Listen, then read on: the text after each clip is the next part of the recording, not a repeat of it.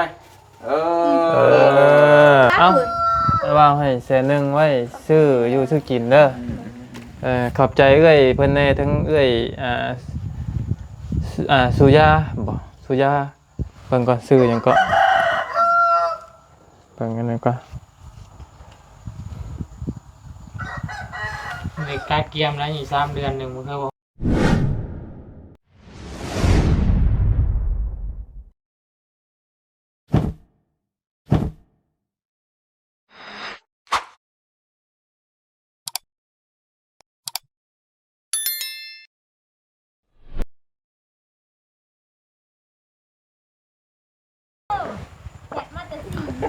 สบายดีพี่น้องเนาะสบายดีและสวัสดีเนาะพ่อแม่พี่น้องเบิดคู่สู่สุคนพี่น้องเนาะยินดีต้อนรับเข้าสู่ช่องของบ่ยาวอีกคือเก่าอีกรอบนึงพี่น้องพอดีทั้งบ่เตียงพาน้องกระเตเนาะมาลำมาลาทางอีหลาตุกเนาะน้องที่น้อยท้องน้อยที่สุดแหละพี่น้องสำหรับบ่ยาวคิดว่าเนาะเอานี่แหละพี่น้องก็ตอนแรกว่าสิบ่ถ่ายทำน้ำหมู่หรอกแต่ว่าอดบ่ได้พี่น้องเนาะถ่ายทำให้พี่น้องเบิ่งนํกันพี่น้องก็เข้ามากันหลายคนอยู่พี่น้องรู้สึกว่ามาไกลเกลี่ยเรียบร้อยแล้วบัดนี้เนาะถือว่าโอเคแหละพี่น้องเนาะ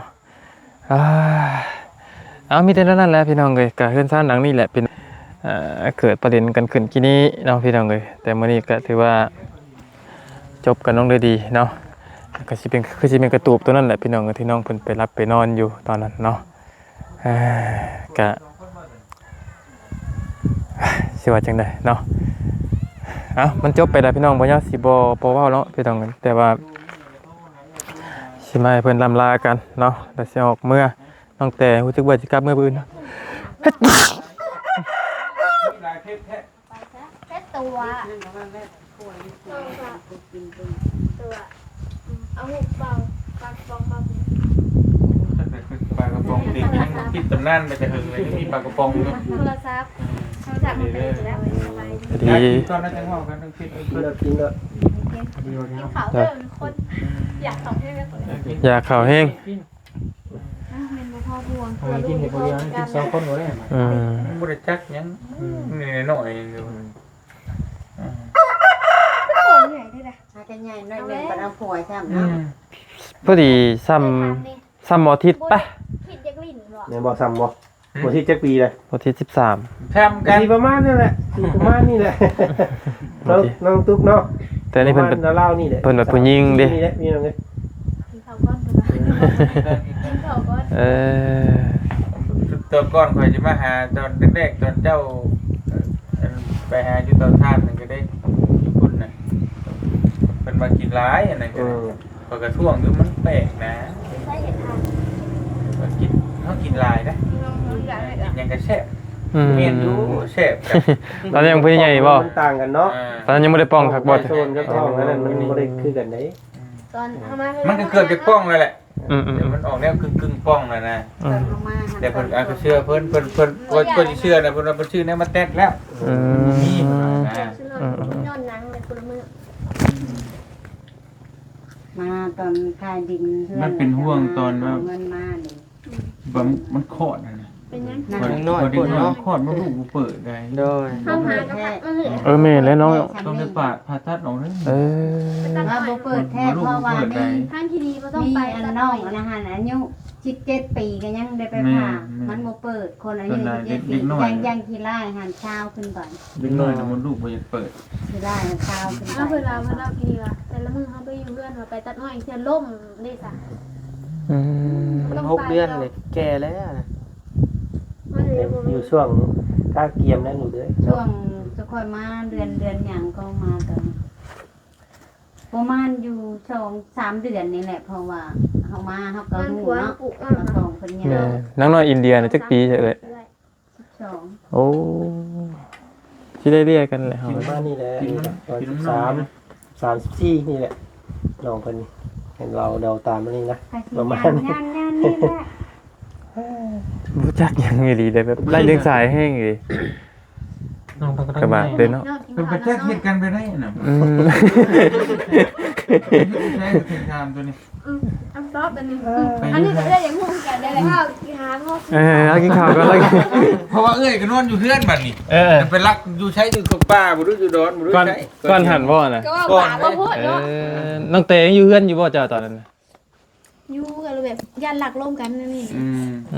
บ่ได้เห็นมาหากันบ่ 6 เดือนบ่เท่ากันนี่ มากันเนาะคอมเมนต์ว่ามาก็เป็นเอาตัวเองวิทย์สเกตยังแหละตาดองเนาะ แต่ดองมันหาดิมันโดดเนาะไปเฮ็ดกันแบบ น้ นั้ อน งเอ้ยเอาอ้าย เลย นี่นอนดีไปตัว ตื่นเต้นต้องแข่ง น้อง จี ทั น กมักกันเอาตัวใดเนาะ หามผ้าหามพล งานผ้าหามปนบ่ได้แล้วพี่น้อง แต่แม่นการเว้าคนที่จริงเนาะ คือ แต่ กันในสอง โบ ค ราณ น เพิ่นเว้ามันก็ บ่ได้ เป็นไปบ่ได้แต่ก็คือแบบนี้แหละคือ ไอ้น้องแม่นบ่ไอ้น้องวะ น้องพัดไส้บ่ ไทยกับไทย สองคนนี้ตัวจะกินข้าวฮะตัวจะเวลว่าวไปหาผู้บ่าวขนาดท้องโคตรดีโด คือการลีเหรอ มันคือบ่คือก็ยาตัวกินข้าวมันจะว่านอกเรื่องติดถามตัวยังไม่ได้ตอบเลย ตอบดิ มันตัวไปนอนน้ำกันอยู่ใช้ เอากูประจักษ์แล้ว บ่ บ่จักได้มันปุ้งในท้องอ่ะ ตัวแจ๊กคิดว่าอะไรมาตัวท้อง บ่ เอ้า โอ้นะ ตัวเอาดีๆได้ทุกเลยตัวเอาดีตัวจะเฮ็ดดินได้ แม่คนนี่ได้ แต่ เลย ว่า บ่ ถามมา แม่คน ได้ นะ ลูกนะอันนี้ก็บ่เคยได้จังสิบอกได้ลูกนะบ่แม่นเรื่องง่ายๆเคยได้ออกมาแค่นเพิดเข้านุ่ม ยังบ่ต้องว่าเรื่องนั้นแต่ว่าเรื่องตัวที่มันออกได้หรือบ่ได้นี่นะตอนนี้บ่มันว่าลิ้นได้ มีแห้งเบ่งลูกอยู่บ่ เพราะว่ามันลูกบ่เปิดอันตรายได้ทั้งเทื่อบ่ฮู้หน้าฮู้หลังกลัวปัดกุ้มอยู่แต่ให้เบ่งได้อยู่แต่เฮือนนี่สมมุติว่าเนาะบ่ยอมพาไปห้องหมอนี่อันตรายเด้ ไปห้องหมอเราไปไปห้องหมอเงินได้3 เจ็บเลยพาไปรถ อย่าว่า ให้ คือ ผัวพาไปให้พาไปก็ไป ลืมไปว่าตัวที่กลัวตอนนั้นนะไปห้องหมอตี้ว่ามันเจ็บท้องอ่ะบ่มีเงินนี่แล้วอ่ะบ่มีเงินกับผู้หญิงแล้วว่าไปยืมมาก่อนบ่มีวางยืมบ่ ต้องคืนผู้ชายยังดุเรา ไม่ยิง พูดเลยยิงบ่ ตรวจแล้วบ่ เด็ก เด็กตัวเลย ไปกับบาแซงแน่ เพิ่นว่าเพิ่นนอนฝันแม่เพิ่นมาเกิดน้ำ เฮ็ดล่ะ เฮ็ดดับเบิลเตียงเอาเงินให้เฮ็ดเลย เฮ็ดหยังเฮ็ดต้นบ่ ปลาเผาปลานะตามความเชื่อความคิดของเพิ่นน่ะเพิ่นทับเอาแม่เพิ่นมาอยู่น้ำอยู่ก็ให้ออกง่ายได้เด้ออย่าออกยากได้ น้อยจะบ่เจ็บ ให้แพ้ลูกแพ้เต้าได้เนาะ นั่น แม่ เห็นบ่น่ะ ว่าบ่ได้เห็นหลายปีเลยพี่น้องพี่น้อง น้ำกินเพิ่นเบิดอ่ะ อ่า คนนี้นะฮู้จักชื่อใครแน่ลืมไปแล้วบ่ใครน่ะบ่าวสารวัตร บ่สารวัตร ไปว่าซื้อแล้วนะซื้อหยังก็ไม่บ่าวสารวัตรซื้อหยังแล้วก็บ่าวสูงโอ้ยบ่าวยาว อันนี้เดี๋ยวจะจับกล้องซื่อๆแต่ก็พูดได้สุดแล้วเนาะ สิบ่จักปานใดดอกก็นี่ บัดสองคนนี่จ้ะ ไก่อยู่ ไก่ทั้งยาว ยังไงเอาเด้นี่ผู้นี้เด้ซะนี่บ่ายังนี่ทาง ไผ ให้ถงอ่ะเมืองนี้ถงนั่นนะรูปแบบ ฮู้จักกันนี่ แล้วว่าเราจะเป็น โอ้ เพื่ ย อน หมู สาว จักเราเครียดเลยตัวนี้ บ่าวจัน เออ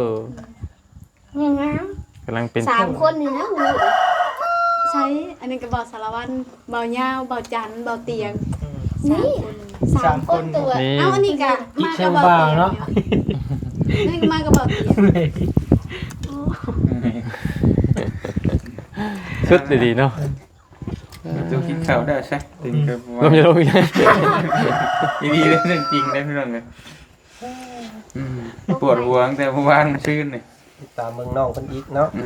เป็นห่วงและการ เก้าให้6 เดือนเนาะยังอีก3 เดือนเนาะมื้อเดือน11 12 เดือนหนึ่งได้ เดือน1ผู้นี้ถึงยามห อี นาก เดือนนึงได้ เดือนหนึงเล่าเดือนหนึงสกลนี่เนาะ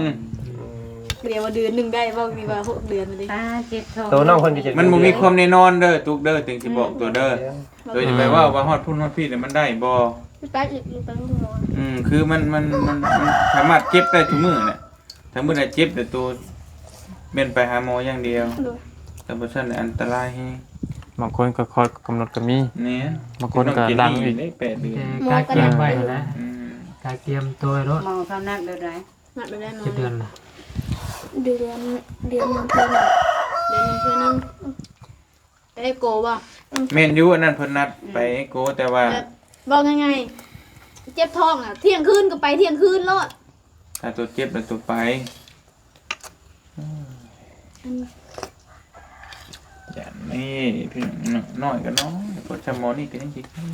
โอ้มันก็เท่าแล้วโอ้แล้วตัวนี้ประสบการณ์มาจากพ่อเลยตัวนี้ สุด บางอย่าง ๆก็เป็นของมูลของมั่งนะครับว่าเป็นมรดกตกทอดนะ หายห่วงอยู่ บาง เนาะ อย่างก็บอกเกิดว่าเฒ่าเลย กระบะเนาะมีแต่ ชาวตุ๊ก ก็ละชาวปีนึงว่าเฒ่าเล ใน ย ห้างมาซะนี่ ที่นี่เว้ยเสียงนี้เป็นเลขเลยเนี่ยบ้านนี้จ้อย มันเลยเจ้าเอา3คน4คน นมหน้าเต็มที่ หนุกเนี่ยก็ เขาน้ำน้องเพิ่นได้สัญยังมีอยู่มีกินอยู่บ่เนาะ เฒ่าเลยนะยังเรือยังเรือบ่ได้ อืม ไปได้เงินสุดนี่ไปซื้ออะไร บ่ตุกเบิ่งแม่สิถามบ่อันผัวโตหันกับไปหาเงินนำกันบ่ไปตันอ้อยไปนำกันบ่ ไปปลูกอ้อย อืมได้เงินแล้วได้แล้วมาให้ตัวเก็บบ่ เก็บได้เท่าไหรแล้วเงินน่ะ เดี๋ยวนะ แม่น เดี๋ยวจากร้านแล้ว เพิ่นเอาให้เด้ติงหูได้ว่าใครเอาให้ตัวว่ามาเบิ่งยังเดือดเท่าไรเงิน ว่าตรงๆเงินนั่นน่ะไปเรียนไปนั่นน้องให้ใบยังใบหน้านั่นแหละไปเรียน ตัวเล่น แล้ แล้ว ว ปู่เนาะปู่ให้ไปเรียน อืม ปู่ไปเรียน เดี๋ยวมันได้เดี๋ยวบ่ไป ยัง มันเบิดเท่าไรไปอย่างเงี้ย น้องกับปู่น้องหายใจคน2 ล้านแล้ว 2 ล้านพุ่นไปอย่างเงี้ย ปีนเลยครับโอ้แม่ก็เท่าไรแหละเว้าดีๆแล้ว เอาเลยดีลูกว่าเลยดี เงินหอดค จากเงินนำ เท่ากั มาน ลืมไปเลยนั่นแหละสิบอกให้พังเฮ็ดยังบ่ปรึกษาเอื้อยสร้างว่าเฮากะเฮาเจ็บท้องมื้อนั้นน่ะเฮาไปหาหมอกะรักษาแผล เป็นอะไรจังเจ็บท้องอันตู้โรคบ่ บ่ อายุบ่อยู่ก็เจ็บ มันข่วงแม่นบอกมือเดียวตัวว่าแม่นว่าเจ็บท้องกับไปที่แล้วว่าบ่มีเงินน่ะมื้อนั้นบอกคนละมื้อไปเสียนท้อง ำยังเดือเท่าไรเงินนำตัวนี้เอาตัวยังเดือแล้ว เหลือว่าบ่เลย เบิดเลย เบิดเลย ตัวเพชรยังเงินบักตัวเท่าไรล่ะ น้ำ4 ล้านซื้อข้าวเด้น้องกะซื้อข้าวมันก็บ่เบิดซื้อข้าวจะซอบมันได้หาสอบพวกสอบบ่วะซื้อกินไปแล้วซื้อกินว่ามันเบิดมื้อละ2 ล้านบ่บ่ฮะเอาตรงๆเบิดแล้ว แน่ มัน ๆ ก็ เล ไป ยเนาะ ตัวมันก็ไปจ เป็นผู้หน้าผู้หลังเลยนี่ ำตอนนี้มีเงิน7,000เดียวดิ เออ ฮะเงินยังเหลือแส มี น แต่ เหลือเงินเช่นหนึ่งเดี๋ยวนี้ เงินไม่ตัว มันมีเงินอยู่นะแต่เขาเอาตามองให้อีกกี่เงิน4 ล้านไปเฮ็ดหยัง เงินน่ะ ว่าไว้ไปเฮ็ดไว้เพื่อบ่เจ็บท้องบ่คลอดลูกคลอดเต้าท่านได้ฮอดใช้เบิดแหละ ให้ครูก็2 ล้าน แม่นมั่นใจรถ2 ล้านให้จะเป็นคนให้ ที่บอกว่าตู้เอ้ยเจ้านี่หันคันท่าว่าเจ้าเจ็บท้องมือใดหันเจ้าบ่ได้โทรหาลงกระแตเลยเจ้าบ่มีคนชนิดหันจบโลกในชีวิตหันจะบ่มีเงินหันไปบ่รอดเชื่อแม่โลดแม่นี่ผ่านก่อนเจ้าแล้วเรื่องได้ลูกหันเจ็บแฮงที่สุดที่ได้ลูกจะบ่เชื่อเจ้าเบิ่งโลดปัจเจ้าได้เด้อ ที่ว่า จะบ่เชื่อฮะ กู แม่ คิดว่า นี่ได้ กูก็ มา เห็น แล้วก่อนเจ้าแล้วแม่ คิ ย่า ดว่า ก่อนเจ้าอีก มีเงินอยู่คิดว่า ได้ มี ลูก เงิน นั่น ได้ แม่ยังได้ไปห้องหมอผู้ใด เป็นห่วงแล้ว เป็นห่วงตัวนี้แหละ มันแบบเลย เป็นห่วงตัวว่าเป็นอีกหน่อยอะนะ โดย จ้ะเอ้ยนี่ใหญ่ก่อนนี่อีกยังไปเกิดอยู่ห้องหมอผู้ใดเรื่องเกิดลูกมันมาธรรมดาคือคำว่าเข็นคอถูกบาดยางแมนความเขาขัดเกิดวิทย์แล้วไปทำทุนสวรรค์ ปัญหาตรงนี้แหละนี่หมอนี่ปัดเงินปัดบ่มีบัดนี้ปัดทองลูกบ่แม่นมันสิบอกข่อยบ่มีเงินเด้อมันอยากเจ็บแม่นใดก็มันก็เจ็บแม่นว่าบ่เตียงเจ็บได้ทุกยามเลย เท่ากับผ่านมาชงคนนี่ได้เห็นแล้ว อ่า แบบสภาพบ่ได้ ยังเว้าอยู่ อืม บางทีนี่ได้7 เดือนนี่ เดือนที่8มันเกิดก็มีเพราะว่าลูกปุ๊บเอ้ยน่ะก็ได้แต่8 เดือน เกิดก่อนกำหนดนะฮะมันบ่แน่นอนเรื่องนี้ปัดอีกอย่างปัดอีกน้อยเป็นช่องมาปัดบ่มีญาติพี่น้องอยู่นี่อีกตัวนี้แหละ มีแต่ทางเดียวโทรศัพท์ตัวแล้วเด้อเดี๋ยวป้านี่ยังก็โทรหา ต่อไปได้ก็ แม่น ติด โทร ต่อ หาโทร เนาะ เลย เย ต้ อะ องง่ายก็สิพยายามเป็นรายเขารอถาดและจะติดต่อไม่ได้ก็ติดต่อเวลาเจ็บป่วยเป็นมา เนาะ ไปอดเจ็บอยู่นี่ ผู้ใหญ่ เนาะ เมื่อไก่ตนได้นี่ มันได้ จักบ่ให้จะลงหน้าลงหลังนี่แต่ว่าทั้งที่กับแบบบ่ได้อยากช่วยก็แม่นมีเงินมีคำหรือแม่นเก็บไว้ก่อนใช่ บ่ต้องพอมอบให้ แม่ เนาะ นแม่นเอามาให้ก็เบิดคือเก่า ถ้ามือ แม่นถ้ามือคลอดมาหยังก็ไปจ่ายให้น้องเพิ่นใช่ไหม อืมสมมุติว่า มี มี แต่ว่าให้ใช่ไหม เนาะ บ่ได้ชื่อกินนิดๆหน่อยๆหั่นก่อนถ้ามีเนาะแต่บ่เตียงก็บ่มีดอกตอนนี้ก็ชื่อแล้วยังบอก เจอ เบื่อ ขนมกับนุ่มมาแล้วอ้ายก็เด้อลูกเด้อมื้อนี้มาเยี่ยมมายาม คือว่าแบบมีผู้อีกชดช่วยเพิ่นเรื่องบ่เรื่องอนาคตนะ โดย ไม่ใช่ว่าถ้ามีผู้ใหญ่เพิ่นช่วยเพิ่นหยังก็เก็บไว้ก่อนเนาะ ตามนั้นแหละมองเห็นแล้วพี่น้อง เฮาเอาให้พอตามอบให้ชีล้านเนี่ยบ่เห็นหน้าเห็นหลังเลย อืม หายครับ ได้เผาจากซอบตุก ยาละบ่ทำบ่โชว์น้องก็ยังกันได้ ให้เพิ่น มีแต่โตก็คุยกับน้องในใดกันเพราะว่าโตสิไปในใดมาในใดก็คุยกับน้อง แย่งกันเด้อเราบ่แย่งกันคอย ว่าเอ้ยโตก็สิลงทุนแล้ว ติดต่อมาเบิ่งน้องเรื่อยๆแน่เจ้าก็ได้เนาะถาม เอา ใน เบอ เพราะ ร์ ว่า กันเลิกแต่เอา ช่วง เบอร์กันเลิ นี้ ก น้องเพิ่น นี่เลยบ่ เอาเบอร์บ่ต้องเอาเฟซที่เฟซมันที่โทรอัดที่โทร ใช้โท ติ ร ด ศัพท์ แล้วเอาเบอร์ให้น้องแล้วเจ้าก็เอาเบอร์น้อง เบิ่งกันให้สุดเจ้าเนาะมีกันตัวนี้ครับ โดย เอ้ยน้องเฮาบ่เบิ่งยามมันจำเป็นเนาะมันก็สิเบิ่งยามใด แม่นลูกเต้าหาไม่ได้ไอ้น้องหาไม่บ่ได้พี่น้องเอ้ย เงินคำเฮาหามื้อใดก็ได้ แต่เอ้ยน้องนี่มันหากันยากได้มีแต่บอกน้องสิบอกแม่ก็บอกน้องเจ้าหาผู้ ถ้าแม่นว่าเจ็บท้องเจ็บหยังกะโทรหาเบาเตียงโทรหาไผก็ได้เพราะว่าเอื้อยก็อยู่ไกลเด้เอื้อยสิลงใต้ อืม ก็โทรได้ถ้าแม่นว่าโทรได้แต่เอื้อยคือสิมาก็มาบ่ได้ว่าเอื้อยไปไกลเด้บ่แม่นว่าเอื้อยนี่สร้างน้องสร้างนุ่งบ่เคยสร้างน้องสร้างนุ่งน้องนี่ว่าใดก็น้องคือเก่าซะซั่วกะน้องเฮาดีกับน้องคนอื่นเฮ็ดจังได๋กูว่ามึงซั่วบ่ฮึมึงก็บ่ได้ซั่วมึงก็กูก็แบบเห็นมึงนี่ได้มึงก็อยู่แบบนี้ก็แม่นมึงอยู่นำเขามึงก็ต้องพังทางนี้แน่พังทางนั้นแน่บ่แม่นว่ามีแต่ว่าพังทางเดียวพายเดียวมันบ่แม่นมีหยังก็เฮาก็ฮักแพงกันคือเก่าน้องนุ่งสิมีพายแบบนี้แล้วอ้ายก็พ่อนั้นพ่อก็ไปแบบนั้นสิมีพายคือมึงอยู่พี่มันก็เบิ่งตัวเองแล้วบัดนี้เบิ่งกันเองสิลงไตเด้จักมือใดแด้สิได้มาบัดนี้นอกจากเฮ็ดบุญในอีแม่ผู้แหละบุญอีแม่สิมาหาไหม สีมือดอกค่ะปะ มือใดได้ลูกอ่ะ โทรบอกเอื้อยน้ำเงินคำกับเก็บไว้แน่เงินคำกับไปใส่ตุนเพื่อยแบบนั้นมันก็แบบนี้นะคแม่เราเจ็บปุ๊บบ่มีเงินไปสิเป็นไปบ่หมอบ่มีไผเลยแนมหาไผก็บ่เห็นแล้วเห็นแต่ป่าอ้อยน่ะเอ้ยน้องในไสเบิ่งเอาบัดนี้เลี้ยงเอาได้กับลูก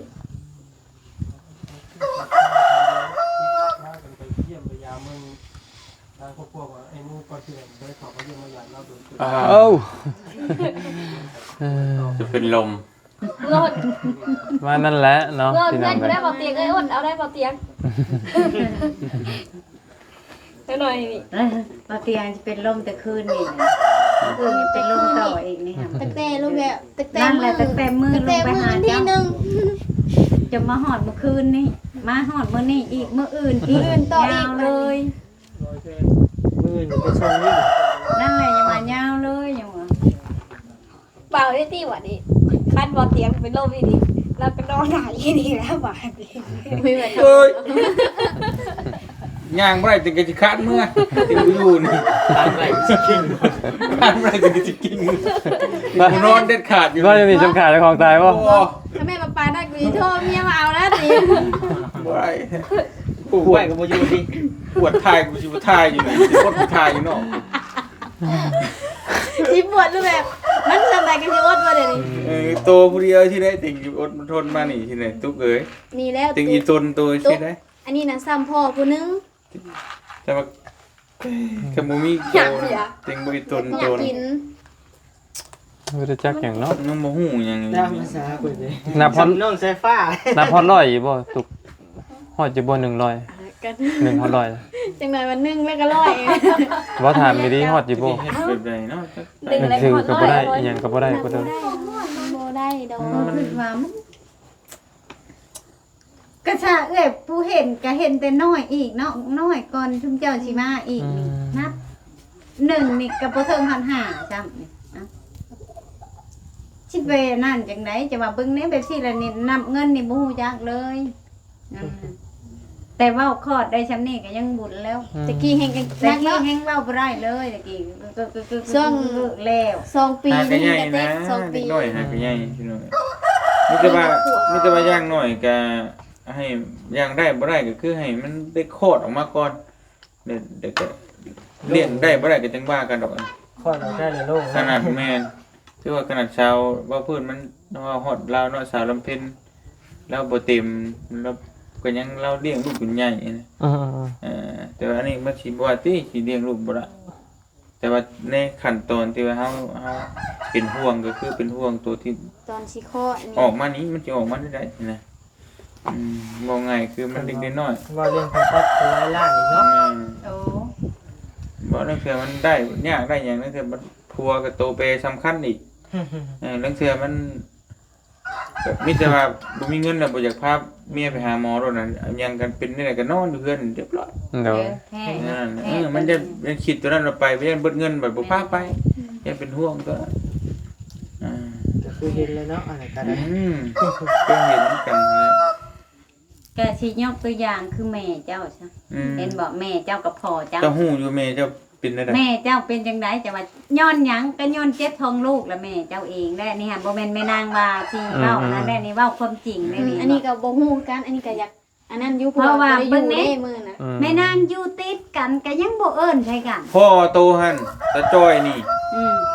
บ่ยอมบอกไผ บ้า เมียเมย์ตัวคลอดลูกอยู่หั่นเลือดจนเบิดแล้วบ่ยอมบอก เลื ไผ อดแต่12โมงจน เออ แจ้งคิดว่าค่อยไปหาเฮ็ดละโงกน้องเฮ็ดละโงกออกค่อยมาแต่หาเฮ็ดละโงก11โมงครึ่ง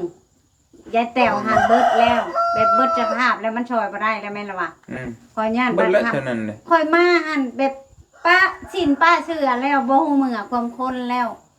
พอกันนั้น นั่นแหละจังว่าจริงว่าบ่อยากให้ประวัติซ้ำรอย นี่แหละ คือนั่น กินนี่นะ คือนั่นก็พ่อโตก็คือฮู้นั่นแหละก็บ่งึกๆง่ายๆอยู่ก็ที่จริงมันไปเอิ้นบ้านเอิ้นเมืองมาแหละเอิ้นบ่เอิ้นบ้านเมืองก็บอกนางนี่ก็ได้อยู่ใกล้ๆนี่ก็พาไปห้องหมอท่านก็บ่ตาย แม่น นี่เลือดมันเบิดแล้ว คันอื่นก็กะสิลากไปชุดชลาหั่นแล้วกะสิ ปุ๊บพัก กะสิโทรหาบ่เตียงคือเก่าหั่นแหละ เป็นจุ่ม ว่านะเฮาแบบสงสาร ตบ เนาะ ฟังเต็งนี่ตัวบ่ต้องเว่าเรื่องพักเรื่องหญ้านะนี่เพิ่นเว้าให้พังนี่ยังเว้าเรื่องบ่เตียงให้ผูกพักอยู่พุ่นใน ไม่ได้จักหยังไงเนาะจุกเอ้ย ฟังเต็งนี่เด้อ เรื่องยังมาจุก ยิ่งไปเรื่องพักผูกพักผูกหญ้าแล้วว่านี่คือเต็งเว้านี่เว้าให้ฟังคือเต็งย่านตัวเป็นแบบแม่โตแล้วมีหยังให้ตัวโทรไปโลดเด้อโทรติดไผเลยเอาผู้นั้นพ่อแม่เอ้ยน้องมันตัวติดต่อยากก็ติดต่อหาคนอื่นนี่แล้วนี่เจ๋งหรือไผก็ได้บ่ยะบ่จันไผก็ได้ โดย แต่มันโทรหาได้แต่โทรบ่เฮาเจ็บท้องบ่ไหวแล้วพาไปหาหมอนี่แค่นั้นแหละได้ติงที่บอกกันเองแต่จะเฮ็ดได้ยันเป็นแบบแม่ตัวเดียวจนเบิดเลือดได้กันได้แต่จอยนี่แหละพี่น้องเอ้ยบ่เตียงไปหาเมื่อวานนี่แหละก็ขอบคนปากนักปากแข็งบ่อยากบอกหมู่มันยังกันจักคือมันยังแล้วบ่เตียงก็บ่เข้าใจยันบ่มีเงินบ่ดื้อใดๆก็ให้เมียอยู่หั่นแหล้วหมอนี่ก็ไปเฮ็ดงานบ่ตอนนั้น แม่นไปเสียหยังแดง แล้วบ่จักหยังออกมานี่ แม่เรียบร้อยบัดแล้วไปห้องหมอบัด ขนาดนั้นยังบ่แบบยังสิบ่เกือบเห็นหน้าแม่เพราะว่าสิเอา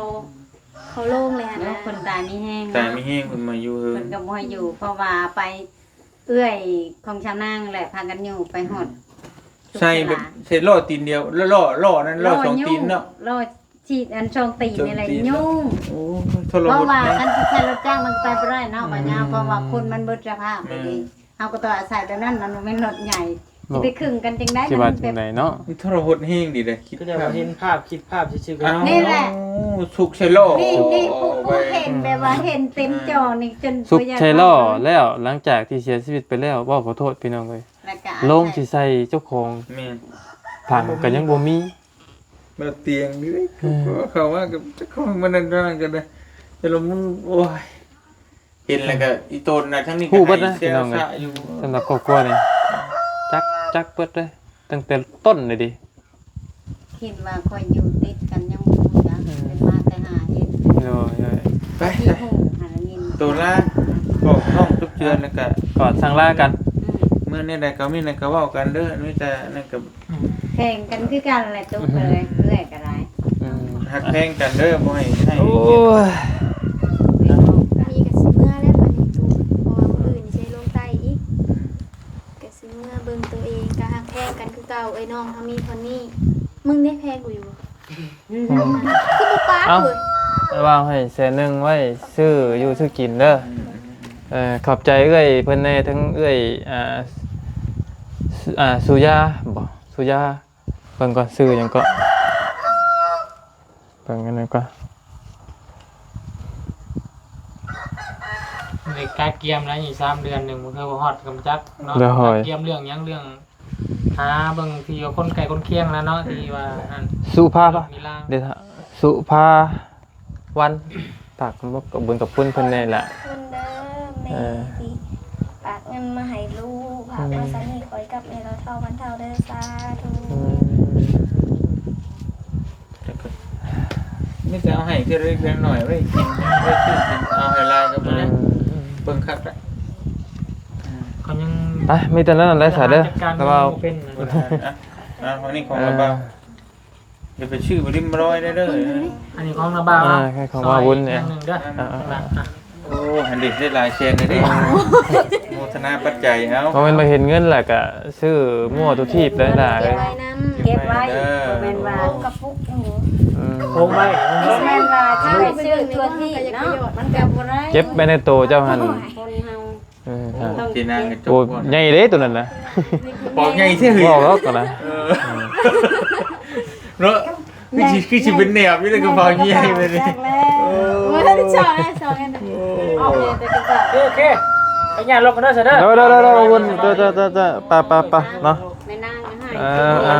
โอ้ยสาธุขอบใจเด้อนางเด้อครับเอา เสียงเลยเนาะ ได้เท่าได้เลย นับดูหัน เด้4เซน 4 แสน หมูเบิด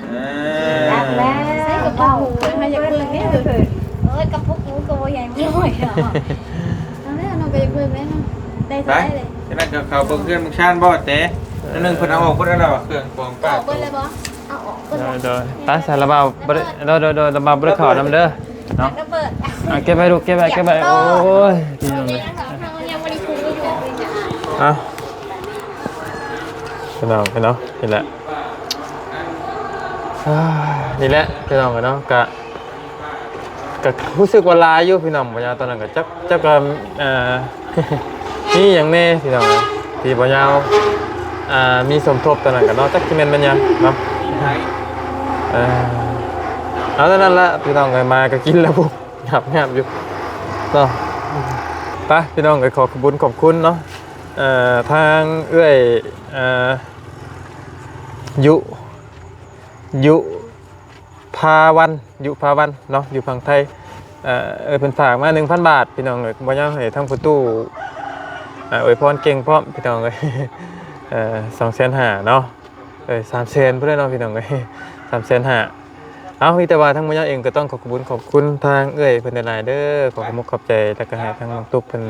100,000ขอบคุณเอื้อยหลายๆขอให้เอื้อยอยู่ดีมีแฮงเนาะความเจ็บบ่ให้ได้ความไข้บ่ให้มี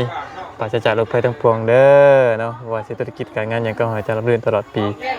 และตลอดไป เนาะพี่น้องเลย ไปเอ เอ อ ไปพี่น้องเลยเนาะขอบคุณ